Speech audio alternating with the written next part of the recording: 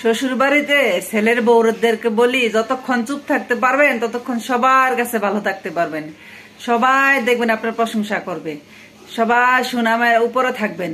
আর যতক্ষণ চুপ করে থাকবেন, জামাইকে নিষেধ না করবেন যে 10টা পয়সা তোমার জন্য জমানোর দরকার নাই, দিতে থাকো সবাইরে, ততক্ষণ দেখবেন সবাই আপনাকে অনেক ভালোবাসতেছে।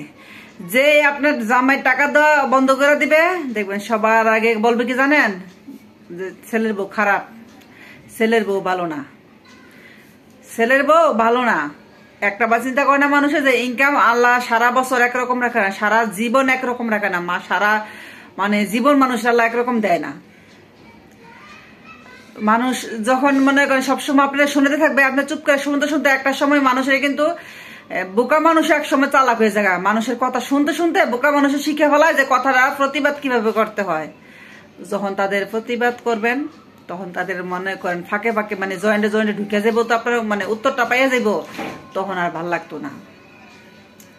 এর নাম হচ্ছে শ্বশুর বাড়ি।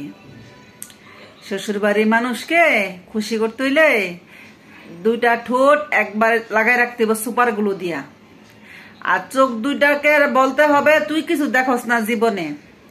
যদি চোখ 2টা দেখে তাইলে মনে করেন বিপদ, আর যদি ঠোঁট 2টা কথা বলে সেটা তো বিপদ।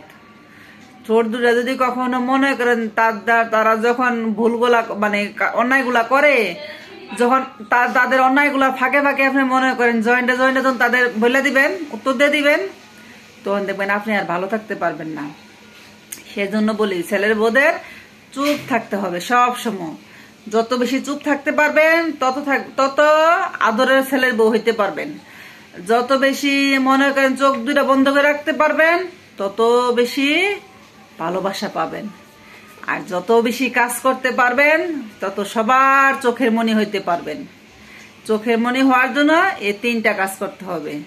এই 3টা কাজ যত বেশি করতে পারবেন তত সবাই ভালোবাসবে। আর 3টা কাজ না করতে পারলে কেউ আপনাকে ভালোবাসবে না। এর নাম হচ্ছে শ্বশুর বাড়ি।